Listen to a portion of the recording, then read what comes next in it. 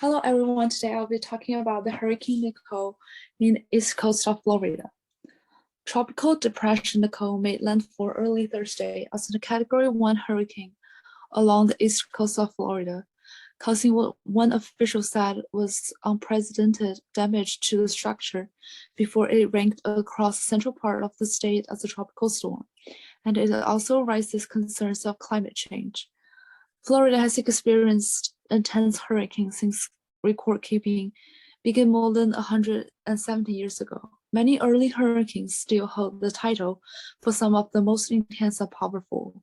It is because Florida has the second longest coastline, 1,350 miles, among states behind Alaska.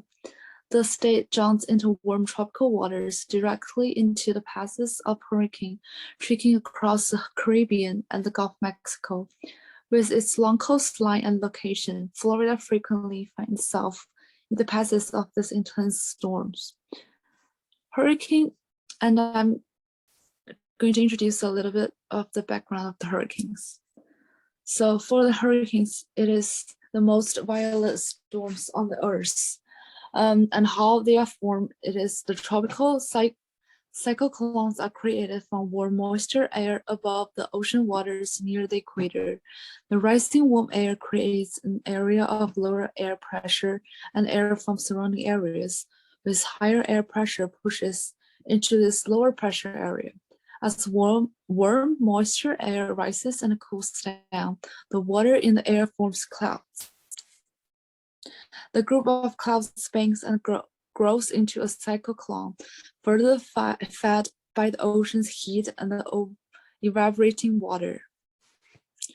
So the hurricane actually needs temperature to be greater than 79 degrees to actually form.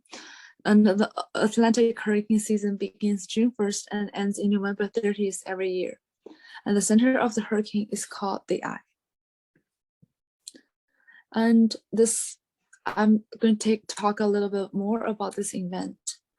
Hurricane Nicole is approaching the Florida coastline with Category 1 winds, and the massive storm has continued to expand, promising impacts for a significant portion of the states, as well as the region to the north. Nicole brought wind gusts of 70 miles per hour or more to three major weather stations is the Melbourne Airport, Cocoa Beach, and the Orlando Sanford Airport.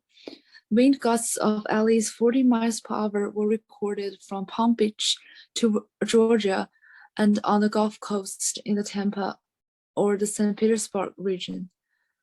A wind gust of 100 miles per hour was recorded on the 600-foot tower at the Kennedy Space Center, where the 4.1 billion Artemis spacecraft was on the path.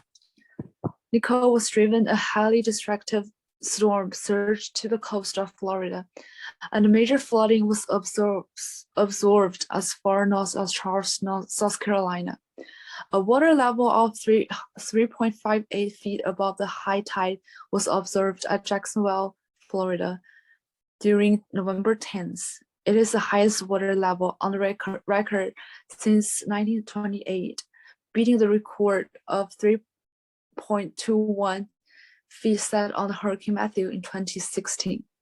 Nicole also brought huge waves to the Florida coast. Waves at the point 138 miles east of Cape Canaveral, Florida. And it caused significant coastal damage and beach erosions.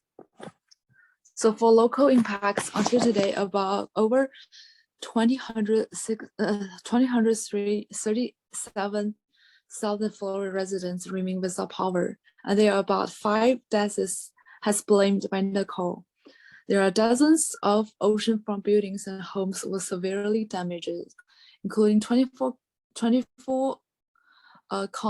condos and hotels. Among those, 10 buildings of at least 10 stories tall are now unsafe.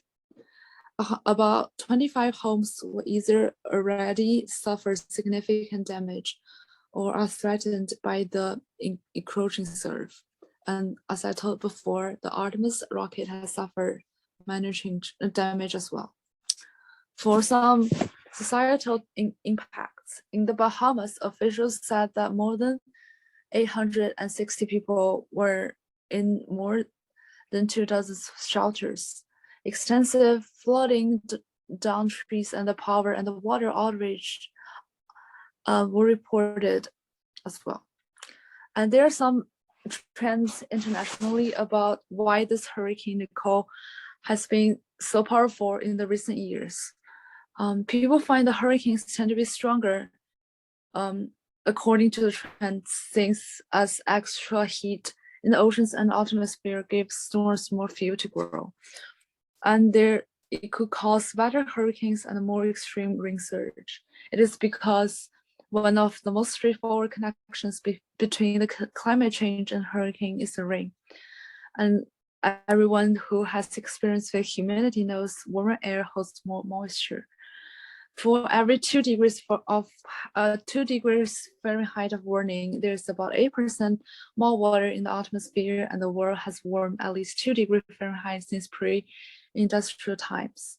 So perhaps it's no surprise that one study of 2020 hurricane season found an average of 8% increase in a 3-day rainfall totals for hurricane and a